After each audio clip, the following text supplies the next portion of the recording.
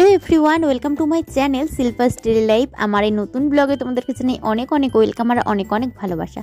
এখন বাজে সকাল 6:45। আজকে আমি অনেকটা সকাল সকাল উঠে পড়েছি, যেহেতু আজকে বর কাজে গেল। আর এই সব দিনগুলোতে আমাকে একটু তাড়াতাড়ি উঠতে হয়, যেদিনকার বর কাজে যায়, কারণ কি ওর গরম জলটা করে দিতে হয়, স্নান টান করে বেরোই। আর শাশুড়ি মা শ্বশুরমশাই এখনও ঘুমোচ্ছে, উঠেনি। তবে আমার জায়েরা কিন্তু খুব তাড়াতাড়ি উঠে পড়ে, আমি একটু লেট করেই উঠি, 7টার দিক করে। তো দেখলাম সকালবেলা এখনও রোদটা বেরোয়নি, আর চলে আসলাম রান্নাঘরে। এখানে দেখো জলের বোতলগুলো কালকে আমি বালি দিয়ে আর বাসন মাজার সাবান দিয়ে ভিজিয়ে রেখেছিলাম, সাবান জল দিয়ে। বোতলগুলোই ময়লা পড়ে গেছিলো, পরিষ্কার করা হচ্ছিল না, কারণ কি বোতলগুলো খালিই হতো না। তো জল শেষ হয়ে যেত, আবার জল ভরা হতো, এরকম আর কি। কালকে রাত্রিতে সব বোতলগুলো খালি করে রেখেছিলাম। ভাবলাম আগে পরিষ্কার করে নিই, যেহেতু আমি জানি যে আজকে আমি একটু তাড়াতাড়ি উঠবো, সময় পেয়ে যাবো পরিষ্কার করা। তা না হলে কি হয়, 7টা সাড়ে 7টার দিক করে কলে জল চলে আসে, আবারও জল ভরা হয়ে যায়।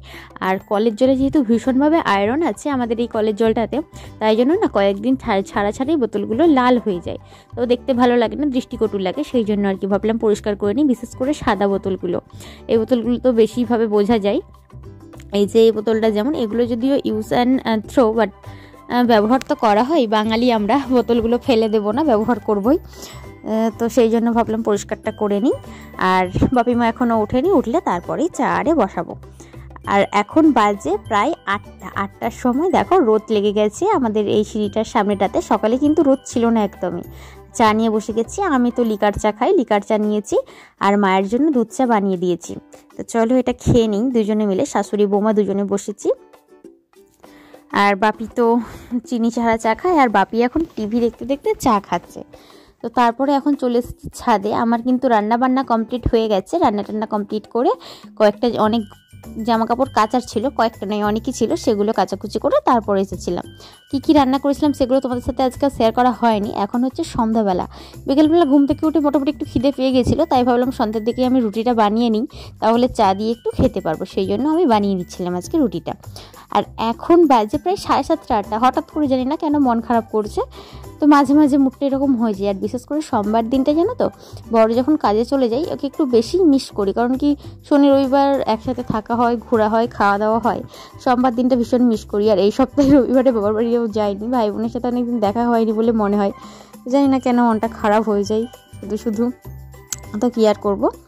তারপরে চলে আসলাম রান্নাঘরে, রাত্রির জন্য খাবার বানাবো।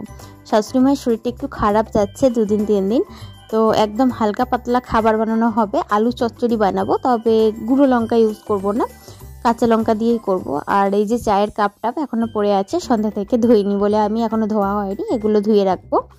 আর আলুটাও আমি কেটে নিয়েছিলাম, তো সেটাও আমি ধুয়ে নিলাম, ধুয়ে যাতে জলটা একটু ঝরিয়ে যায়, তার জন্য আমি চুবড়ির মধ্যে রেখে দিলাম। আর এইদিকে কড়াইতে আমি তেলটা গরম করে নেব, জিরে ফোড়ন দিয়ে করব। তবে সাদা জিরে যেটা আমরা ব্যবহার করি নর্মালি জিরে হিসেবে, সেই জিরে ব্যবহার করলে একরকম টেস্ট আসে, আর কালো জিরে ব্যবহার করলে আলাদা রকম টেস্ট আসে। আমি পার্সোনালি কালো জিরে দিয়ে খেতে পছন্দ করি, তবে আজকে আমি নর্মাল যে জিরেটা আমরা ব্যবহার করি এটা দিয়েই বানালাম। দুপুরের একটু ডাল ছিল, সেটা শ্বশুরমশাইয়ের জন্য রেখে দিচ্ছি। আর তরকারি আছে, সেটা দিয়ে শ্বশুরমশাই খাবে, আর আমরা এই আলু চচ্চড়িটা দিয়ে খাবো।